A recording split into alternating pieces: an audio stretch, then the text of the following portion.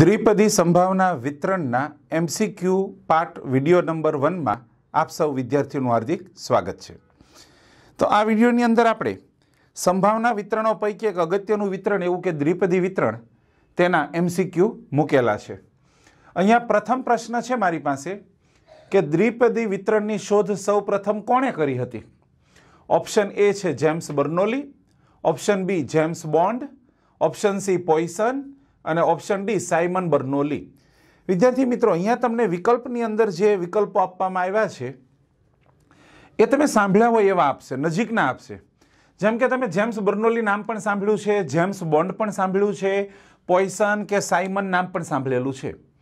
તો આપણને યાદ આવવું જોઈએ કે સાયમન ડી પોઇસન છે, પોઇસન વિતરણના શોધક છે, તો પોઇસન ઓપ્શન ખોટો છે। સાયમન બર્નોલી એ ઓપ્શન પણ ખોટો થયો। હવે જેમ્સ બોન્ડ છે એ હોલિવૂડની મૂવીનો પ્રખ્યાત હીરો છે, એક પાત્ર છે, તો એ પણ નામ ખોટું થયું। તો પાછળ શું બચ્યું? James Bernoulli. તો જેમ્સ બર્નોલીએ દ્વિપદી વિતરણની શોધ કરેલી હતી, તો આપણો ઓપ્શન બને છે એ।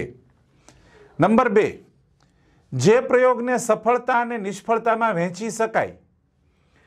એક પ્રયોગના તમે બે ભાગ પાડો છો, સફળ અને નિષ્ફળતા। પ્રયોગનું વારંવાર પુનરાવર્તન કરી શકાય અને દરેક પ્રયત્નમાં સફળતાની સંભાવના અચળ એટલે કે સ્થિર રહેતી હોય તો તે પ્રયોગને ખાલી જગ્યા પ્રયોગ કહી શકાય। સફળ, નિષ્ફળ, સંભાવના કે બર્નોલી? તો સ્વાભાવિક છે કે આપણે અહીંયા જેમ્સ બર્નોલીના દ્વિપદી વિતરણનો અભ્યાસ કરીએ છીએ અને જેમ્સ બર્નોલીએ આપણને જણાવેલું છે કે કોઈ પણ પ્રયોગને તમે બે ભાગમાં વહેંચો છો, સફળતા અને નિષ્ફળતા, પ્રયોગનું વારંવાર પુનરાવર્તન કરી શકો છો અને દરેક પ્રયત્નમાં સફળતાની સંભાવના અચલ રહેતી હોય તો તેવા પ્રયોગને કે પ્રયત્નને બર્નોલી પ્રયોગ અથવા બર્નોલી પ્રયત્ન કહેવાય છે। તો અહીંયા આપણો ઓપ્શન પસંદ થાય છે ડી, બર્નોલી। નેક્સ્ટ, દ્વિપદી વિતરણ એ ખાલી જગ્યા ચલ માટેનું સંભાવના વિતરણ છે। સતત, અસતત, સફળ કે નિષ્ફળ? તો દ્વિપદી વિતરણ એ અસતત ચલ માટેનું સંભાવના વિતરણ છે। દ્વિપદી વિતરણનો મધ્યક ખાલી જગ્યા છે એનપીક્યુ, એનક્યુ, એનપી કે પીક્યુ? તો અહીંયા પણ તમે અટવાવ એવી રીતના ઓપ્શન આપવામાં આવશે નજીકના, તો ખૂબ ધ્યાનપૂર્વક તમારે અભ્યાસ કરવાનો છે કે કયો વિકલ્પ સાચો હોય છે। દ્વિપદી વિતરણનો મધ્યક n ગુણ્યા p હોય છે, એટલે કે અહીંયા વિકલ્પ સી પસંદ થાય છે, એનપી। તો દ્વિપદી વિતરણનો મધ્યક છે એનપી। નેક્સ્ટ, દ્વિપદી વિતરણનું વિચરણ વેરિયન્સ ખાલી જગ્યા છે એનક્યુ, પીક્યુ, એનપી કે એનપીક્યુ? તો દ્વિપદી વિતરણનું વિચરણ જે છે એને આપણે એનપીક્યુ વડે ઓળખીએ છીએ। એના પછી આપણી પાસે નંબર 6 પર છે કે દ્વિપદી વિતરણનું પ્રમાણિત વિચલન ખાલી જગ્યા છે એનપીક્યુ, એન ગુણ્યા વર્ગમૂળમાં પીક્યુ, વર્ગમૂળમાં એનપી ગુણ્યા ક્યુ, ક્યુ અલગથી છે, અને છેલ્લે છે વર્ગમૂળમાં એનપી ક્યુ। તો વિચરણ છે એનપી ક્યુ, તો એનું પ્રમાણિત વિચલન થશે વર્ગમૂળમાં એનપી ક્યુ, એટલે ઓપ્શન ડી પસંદ થાય છે। દ્વિપદી વિતરણના પ્રાચલો જણાવો। એનપી, એન અને વર્ગમૂળમાં પી, વર્ગમૂળમાં એન અને પી, વર્ગમૂળમાં એન, પી અને ક્યુ। હવે દ્વિપદી વિતરણના પ્રાચલો અહીંયા જે આપણને રીતે આપવામાં આવ્યું છે તો એ મુજબ એન અને પી બને છે। ઘણી વખત પીની બદલે ક્યુને પણ પ્રાચલ તરીકે ગણી શકાય, કારણ કે પી ઉપરથી ક્યુ મળતું હોય છે।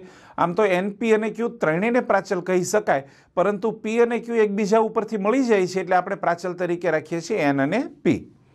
નેક્સ્ટ, દ્વિપદી વિતરણમાં જો પી બરાબર ક્યુ હોય તો દ્વિપદી વિતરણ ખાલી જગ્યા થાય છે વિસમિત, સમમિત, ધન વિષમ કે ઋણ વિષમતા?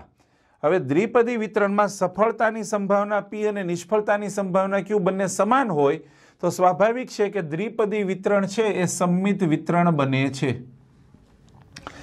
દ્વિપદી વિતરણમાં પી બરાબર ખાલી જગ્યા 1/2 હોય ત્યારે ધન વિષમતા જોવા મળે છે।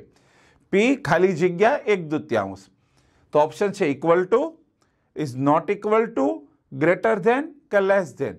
તો દ્વિપદી વિતરણમાં સફળતાની સંભાવના પી એ 1/2 કરતા નાની હોય એટલે કે લેસ ધેન હોય તો ધન વિષમતા જોવા મળે છે।